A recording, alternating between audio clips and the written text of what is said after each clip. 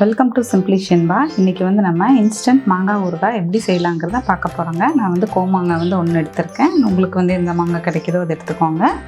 இதை வந்து உங்களுக்கு எந்த சைஸில் கொஞ்சம் பெருசாக வேணுமோ சின்னதாக வேணுமோ அந்த அளவுக்கு நீங்கள் கட் பண்ணிக்கோங்க.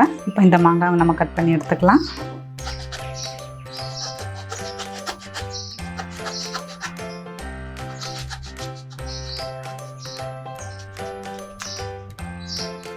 இந்த மாதிரி நல்லா பச்சையாக இருக்கிறத எடுத்துக்கோங்க. ஒரு சிலருக்கு பார்த்தா கொஞ்சம் பெரிய பெரிய பீஸாக இருந்தால் பிடிக்கும், ஒருத்தருக்கு ரொம்ப குட்டி குட்டியாக இருந்தால் பிடிக்கும். உங்களுக்கு பிடிச்ச மாதிரி இதை கட் பண்ணிக்கோங்க.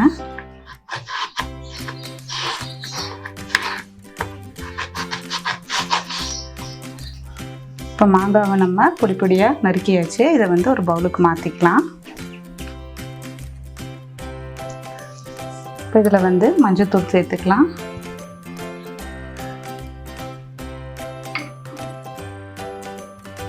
உப்பு,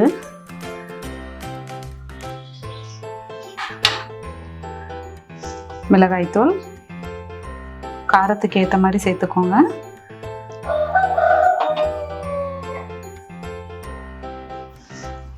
இப்போ இதை நம்ம நல்லா கிளறி விட்டுக்கலாம்.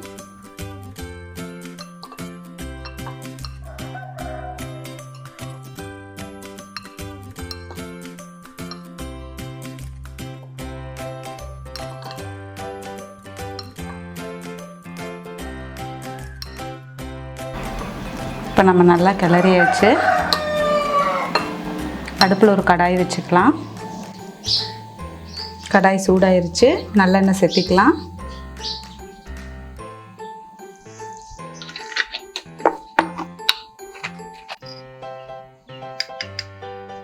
கடுகு சேர்த்துக்கலாம்.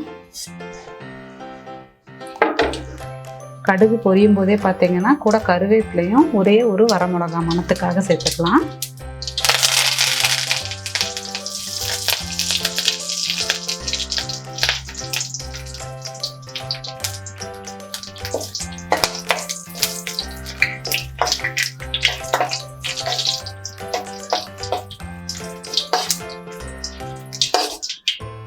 இப்போ இது கூட பெருங்காய பொடி சேர்த்துக்கலாம். பெருங்காயம் போட்ட உடனே மாங்காவை சேர்த்துக்கலாம், இல்லைன்னா கரிஞ்ச மாதிரி ஆயிடும் பெருங்காயம்.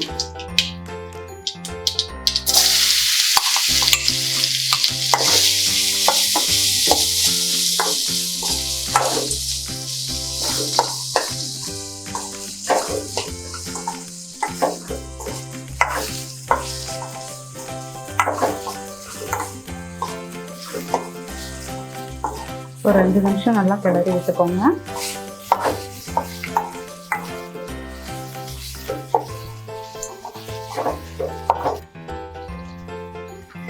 ஒரு 2 நிமிஷம் வதக்கணும்னா போதுங்க. இறக்கிறதுக்கு முன்னாடி பார்த்தீங்கன்னா ஒரு 1/2 ஸ்பூன் வெந்தய பொடி நான் வறுத்துட்டு பொடி பண்ணி வச்சுருக்கேன். ஒரு 1/2 ஸ்பூன் சேர்த்துக்கலாம்.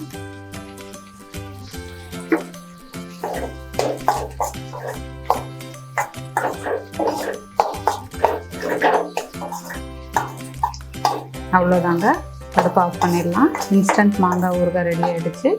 இந்த மாதிரி நீங்களும் ட்ரை பண்ணி பார்த்துட்டு கமெண்ட் பண்ணுங்கள். இந்த ஊறுகாய் பார்த்தீங்கன்னா நீங்கள் வந்து வெளியே வைக்கிற மாதிரி இருந்தால் ஒரு 4-5 நாள் வந்து வெளியே வச்சா கெட்டு போகாமல் அப்படியே இருக்கும். இல்லை நீங்கள் ஃப்ரிட்ஜில் வச்சு யூஸ் பண்ணுறீங்கன்னா ஒரு 20 days வச்சுக்கலாம். இதை வந்து நீங்கள் ஒரு கண்ணாடி பாட்டிலில் போட்டு வச்சுக்கோங்க. சிம்பிளிஷன்பா சேனலை சப்ஸ்கிரைப் பண்ணாதவங்க சப்ஸ்கிரைப் பண்ணிடுங்க. கூடவே பெல் பட்டனையும் ப்ரெஸ் பண்ணிடுங்க. தேங்க்யூ.